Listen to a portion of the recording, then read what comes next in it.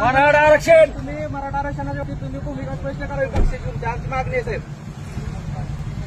पाठिंबा आहे साहेब, तुम्ही पाठिंबाच आहे म्हणता इतके दिवस झाले, पण तुम्ही भूमिका स्पष्ट करत नाही.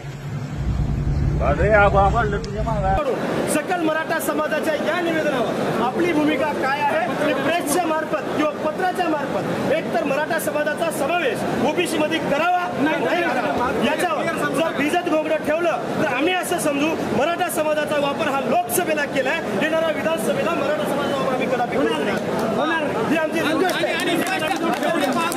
काँग्रेसची मराठवाडा नव्हे तर महाराष्ट्रामध्ये जे काँग्रेसच्या ज्या सीटा आल्या ते फक्त एकमेव मराठा समाजामुळे आले, मनोज दादा जरांगे पाटलामुळे आले. आता ही जाणीव करून देण्यासाठी आम्ही चाललेलो आहोत.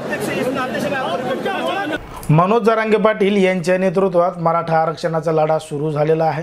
सरकारकडे आरक्षण सुद्धा मागितलेलं आहे, पण मात्र मराठा समाजाला आरक्षण मिळावं यासाठी महाविकास आघाडीनं आणि त्यांच्या मित्रपक्षांनी यावर अजून कुठलीही स्पष्टपणे भूमिका घेतलेली नाही. सरकारने 10% आरक्षण दिलंय, पण मात्र ते मनोज जरांगे पाटील यांनी मान्य केलेलं नाही. ओबीसीतूनच आरक्षण मिळावं अशी मागणी मनोज जरांगे पाटील यांची आहे, पण मात्र सत्ताधारी पक्षावर मनोज जरांगे पाटील टीका करतात. पण मात्र विरोधी पक्षातले जे नेते आहेत महाविकास आघाडी मधले त्यांनी सुद्धा अजूनही मराठा समाजाला ओबीसीतूनच आरक्षण मिळावं अशी स्पष्टपणे भूमिका मांडलेली नाही.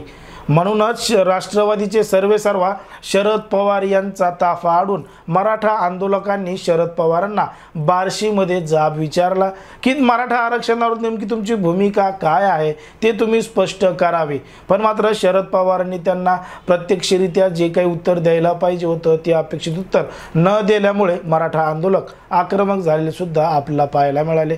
मनोज जरांगे पाटील यांच्या नेतृत्वात सुरू झालेला लढा आता सामान्य जनतेपर्यंत येऊन पोहोचलेला आहे आणि ते सुद्धा आता विरोधी पक्षातल्या नेत्यांना जाब विचारू लागले आहेत. बार्शीमध्ये सुद्धा त्याच पद्धतीनं घडलं. शरद पवारांची सभा चालू असताना मराठा आरक्षणासंबंधित घोषणा देण्यात आल्या. शरद पवार यांना काळे झेंडे दाखवण्यात आले. एका तरुणानं तर स्वतःच्या अंगावर पेट्रोल ओतून आत्महत्या करण्याचा सुद्धा प्रयत्न केला.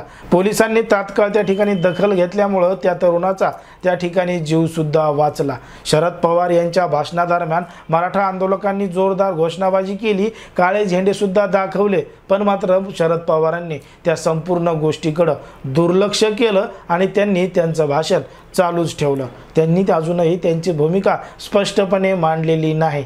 तर दुसरीकडे महाविकास आघाडीमध्ये असणारे काँग्रेसचे ज्येष्ठ नेते नाना पटोले यांनी सुद्धा त्यांची भूमिका अजून स्पष्ट न केल्यामुळं नांदेडमध्ये मराठा आंदोलकांनी नाना पटोले यांना सुद्धा जाब विचारलेला आहे की मराठा आरक्षणावर तुमची नेमकी भूमिका काय आहे.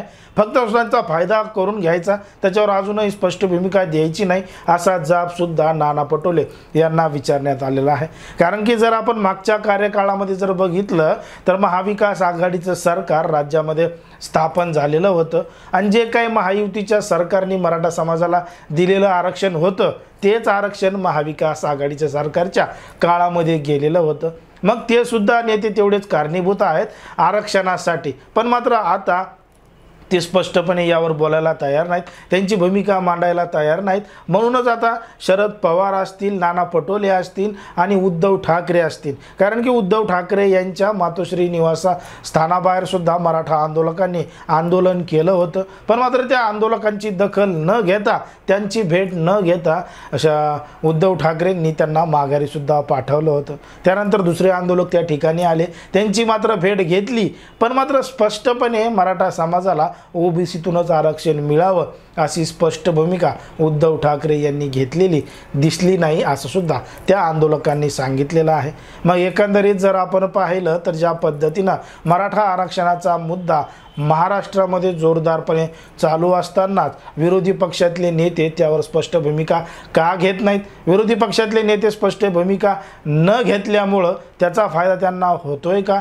पण मात्र ज्या पद्धतीनं सरकारची भूमिका आहे त्याच पद्धतीनं विरोधकांनी सुद्धा सरकारला जाब जाब विचारायला पाहिजे आणि मराठा समाजाला आरक्षण मिळवून देण्यासाठी सर्व राजकीय पक्षांनी एकत्र येऊन यावर कायमचा निर्णय किंवा तोडगा काढायला पाहिजे असं देखील आपल्याला या ठिकाणी वाटतं.